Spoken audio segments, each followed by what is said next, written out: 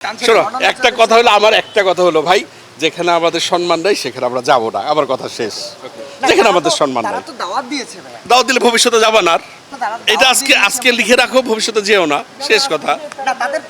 Boycott করো, প্রতারণার কথা তুলে ধরো, তোমরা সবাই তুলে ধরো প্রতারণা যদি থাকে। আমি তাদের প্রতারণা সম্পর্কে অকিভাল না, অতটা না।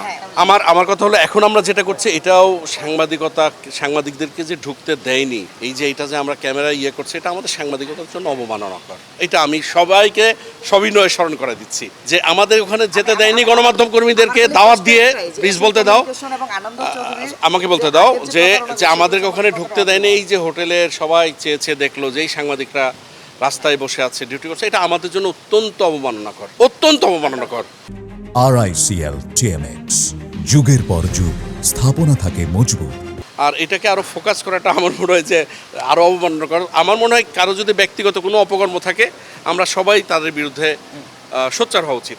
আমি বিলম্বে এসেছি, আমি আমার সহকর্মীদেরকে এখানে দেখেছি। এটা নিঃসন্দেহে যে আপনাদের মতো গণমাধ্যম কর্মী, ডেইলি সান, ইন্ডিপেন্ডেন্ট টেলিভিশন, বিশেষ করে তালিকাভুক্ত মিডিয়া যারা, তাদেরকে ওখানে না থাকাটা আমার ব্যক্তিগতভাবে আমি মানে দুর্ভাগ্যের মনে করি। আর একটা জিনিস আবার অন্য দিক দিয়ে আমি এটাও মনে করি যে এখন আয়োজকদের তো সেই রাইটস আছে যে তারা কাকে দাওয়াত দিবে, কাকে দেবে না, কে থাকবে কে থাকবে না। এখন আপনি যেটা বলেন, হ্যাঁ, আমি ওখানে অনেক মোবাইল মজো সাংবাদিক যদি বলেন আমি দেখেছি, তারা ভালো বলতে পারবে যে তারা কাদেরকে অ্যালাউ করেছে, তা কাদেরকে করে।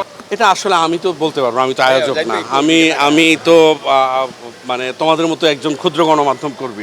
তোমরা ওখানে গেলে তোমাদেরকে সাথে পেলে নিঃসন্দেহে ভালো লাগতো। আমার গণমাধ্যম কর্মী হিসেবে আমার ভালো লাগতো। আর এই যেই চ্যানেলগুলোর কথা বলা হচ্ছে, the Daily Sun, Independent Television, এগুলো তো বাংলাদেশ প্রতিদিন। আমি ওখানে যে চিত্রটা দেখেছি, আমি নিজে মানে ভিতরে গাদাগাদি অবস্থা, আমি নিজে বাইরে চলে এসে আমার ক্যামেরা পার্সনকে কোনোভাবে ভেতরে ঢুকে আমি বাইরে চলে এসেছি। আমাকে সিকিউরিটি বলছে যে আপনি চলে যাচ্ছেন, আমি বললাম না, আমি আর ভিড় বাড়াতে চাই না, এইটুকু আমি বলেছি। ঠিক আছে, এইটুকু আমি বলেছি। কিন্তু গণমাধ্যম কর্মীদের যে অধিকার, যে রাইটসটা, সেটা আমার মনে হয় যে সবাইকেই একটু মানে সহমর্মিতার সাথে দেখা দরকার। কারণ এটা একটা সেন্সিটিভ, কারণ এইখানে যে গণমাধ্যম কর্মীরা আসছে তাদের তো সময়ের দাম আছে, তাদেরও তো মূল্যবান সময়কে করে এসছে। যে এখানে তো এমন না যে হাতে ঘোড়া কেউ মারবে, যে এখানে একেবারে জামাই আদর করে কেউ খাবে, তাও না। সুতরাং যে গণমাধ্যম কর্মীরা এখানে এসছে তারা সবাই সংবাদ সংগ্রহের জন্য আসছে।